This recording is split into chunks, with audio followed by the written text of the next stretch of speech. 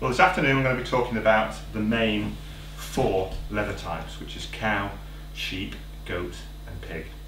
And they differ a lot in terms of the structure, and of course that affects the properties. But let's go through them one by one. Taking cow leather first of all, because cow leather is the most popular type of leather. That's because in the West we're quite affluent.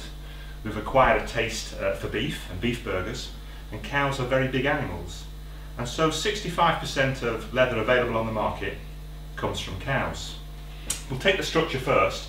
You can see that it's split into a grain layer and the corium. And the grain layer is about 1/5 of the thickness, and 4/5 of the thickness being a coarser material called the corium.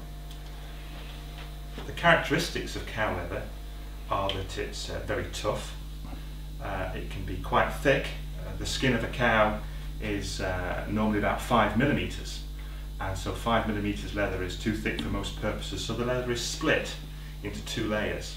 The top layer with the grain on, and then the bottom layer, which is called a flesh split. Cow leather is used for the widest variety of purposes, everything from furniture, clothing, footwear and gloves, and it's a very versatile material. With the grain layer you've got a very beautiful effect, very luxurious can be, and you can spray a wide variety of finishes or top coats onto the grain layer. The flesh split underneath is very strong and can be used to make suedes, and also you can put also a wide variety of finish types onto the flesh split layer.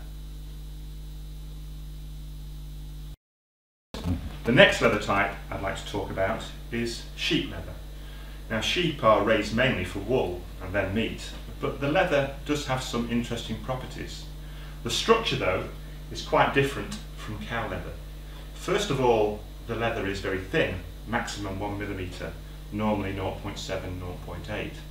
And you can see from the slide that the structure differs from cow leather in various ways. First of all, the grain layer is quite thick compared to the corium. It's about a 50-50 relationship.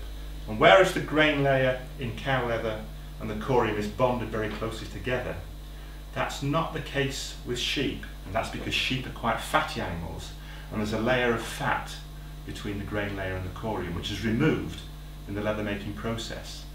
That has the consequence that these layers are quite separate and can separate, which is one of the reasons why sheep leather is prone to looseness.